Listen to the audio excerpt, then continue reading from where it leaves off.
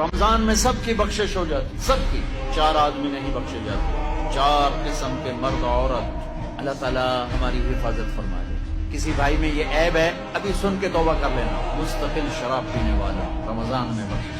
ماں باپ کا نافرمان، ماں باپ کے نافرمان کے لیے تو میرے نبی نے کہا کہ اللہ ہر گناہ کی سزا موت کے بعد دے گا۔